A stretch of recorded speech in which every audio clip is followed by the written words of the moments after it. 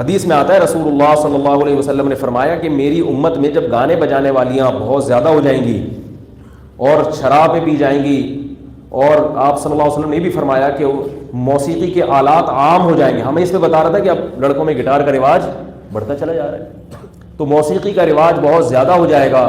تو آپ صلی اللہ علیہ وسلم فرمایا فیکون مسخ و فسخ، تو زمین میں دھسنے کے واقعات بھی شروع ہو جائیں گے اور شکل مسخ ہونا بھی شروع ہو جائیں گے. شکل مسخ کے واقعات تو میں نے ابھی نہیں سنا، زمین میں دھسنے کے واقعات تو آپ کے یوٹیوب پر بھی موجود ہیں. اور یہ نبی نے لوگ حیران ہوتے ہیں گھوڑے تو ناچتے ہیں، وہ تو کیا کچھ نہیں کر رہے، انہیں تو کچھ بھی نہیں ہوتا. تو بھائی وہ کافر ہے. نبی نے یہ نہیں فرمایا کہ کافروں پہ اس طرح کے عذاب آئیں گے. نبی نے کیا فرمایا؟ میری امت پہ. دیکھو اس وقت بنی اسرائیل تھے، انہوں نے اللہ کی نافرمانی کی کہ مچھلیوں کا شکار کر لیا، ان پر فوراً عذاب آیا. کیا اس زمانے میں کافر نہیں ہوں گے جو اس سے بھی بڑی بڑی نافرمانیاں کر رہے ہوں گے؟ انہیں تو نہ اللہ نے بندر بنایا، نہ انہیں اللہ نے خنزیر بنایا.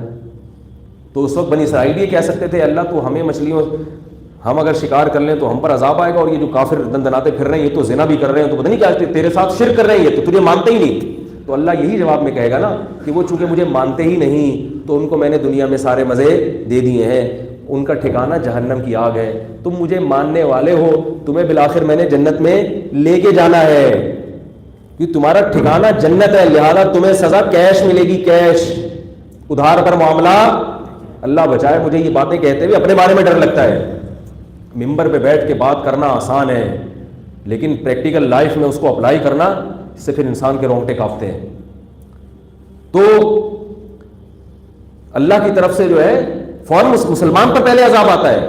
تو آپ صلی اللہ علیہ وسلم فرمائے میری امت میں جو گناہ کریں گے اس طرح سے کھلے عام جب گناہ شروع ہو جائیں گے تو دھسنے کے واقعات بھی ہوں گے، عذاب آئیں گے. غیر مسلموں پر نہیں آتے، اس امت میں آئیں گے وہ عذاب. اس لیے میرے بھائی اپنے آپ کو کافروں پر قیاس مت کرو، کیونکہ نبی صلی اللہ علیہ وسلم آخری نبی ہیں، اب اس اسلام کے علم بردار مسلمان ہیں. اگر یہ بگڑیں گے تو اللہ پھر اس بات کو برداشت نہیں کریں گے، نیا نبی نہیں آنا. دیکھو کوئی نبی اگر معاذ اللہ نقل کفر نباشت غلط کرنا شروع کر دیں، ان کی گرفت زیادہ ہوتی ہے نا. کیوں؟ اس لیے کہ وہ تو امین ہے، ان کو تو لوگوں کو فالو کرنا ہے. تو اسی طرح مسلم امہ کو غیر مسلموں نے فالو کرنا ہے. اگر مسلمان امت ہی ان سے کلچر لینا شروع کر دے بجائے اپنا کلچر دینے کے، اس کو اللہ تباہ کر دیں گے. پھر فرمایا ان تتولوا یستبدل قوما غیرکم، اگر تم غلط راستے پر چلو گے اللہ تمہیں برباد کر کے دوسری قوم پیدا کرے گا جو سیدھے راستے پر چلیں گے. اس لیے میرے بھائی یہ بات خوب اچھی طرح سمجھ لو کہ اللہ بے حیائی کو کسی بھی صورت میں پسند نہیں کرتے. اور بے حیائی کسے کہتے ہیں؟ یہ جو آج کل لڑکے لڑکیوں کی دوستیوں کا بہت زیادہ رواج بڑھ گیا، اس پہ روک ٹوک ختم ہو گئی. میرے پاس لڑکے آتے ہیں کہ میری منگیتر ہے، منگنی ہو چکی ہے، میں اس سے پارکوں میں بھی ملتا ہوں، ہر جگہ ملاقات کرتا ہوں، گھر میں بھی آ جاتی ہیں تو میری امی بتاتی ہیں وہ تمہاری منگیتر آئی ہے، بیٹھ جاؤ بیٹا، کیا ہوتا ہے اس میں؟ میں کہتا ہوں یار ہمارے زمانے میں بھی یہ ہوتا تھا، لیکن ابا اماں سے چھپ چھپا کے ہوتا تھا، میں نہیں کرتا تھا الحمدللہ. زمانے میں ہوتا تھا، چھپ چھپا کے ہوتا تھا ابا اماں سے، شرم آتی تھی، امی کیا کہیں گے، ابو کیا کہیں گے. اب ماں کو پتا ہے پھر بھی کچھ نہیں کہہ رہی، باپ کو پتا ہے پھر بھی کچھ نہیں کہہ رہا. اتنا ماڈرن ہو گئے آپ، ایسے ماڈرن ہو گئے تو بھائی یہ تو پھر آپ وہیں جا رہے ہو، پھر اولڈ ہاؤس کے لیے تیار ہو جاؤ آپ، کیونکہ ماڈرن کا تو مطلب ہی یہی ہے.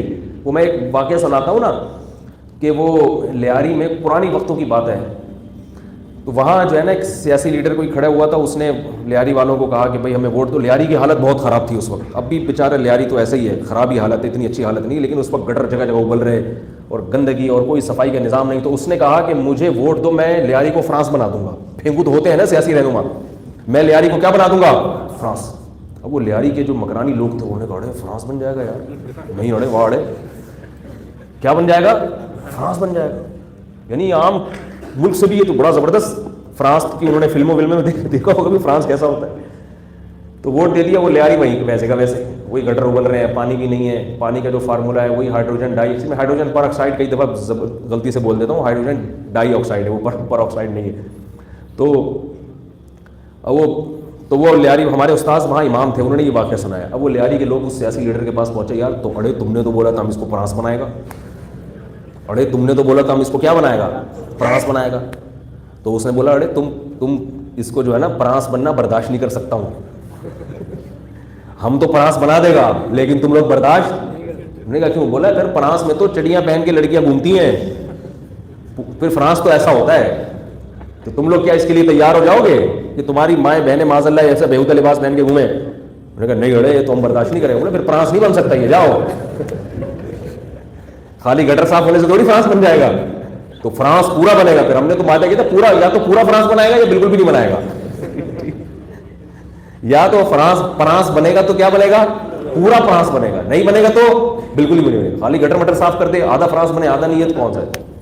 تو میں یہ عرض کر رہا ہوں کہ یہ جو آپ مغربی کلچر کو اڈاپٹ کر رہے ہیں نا, یہ کلچر آپ کے گلے پڑ جائے گا, کیونکہ اس کلچر میں صرف ماڈرنزم نہیں ہے, اس میں پھر اولڈ ہاؤس بھی. یہ پرانے زمانے کے لوگ ہوتے تھے جو ابا اماں کو گھر میں رکھتے تھے,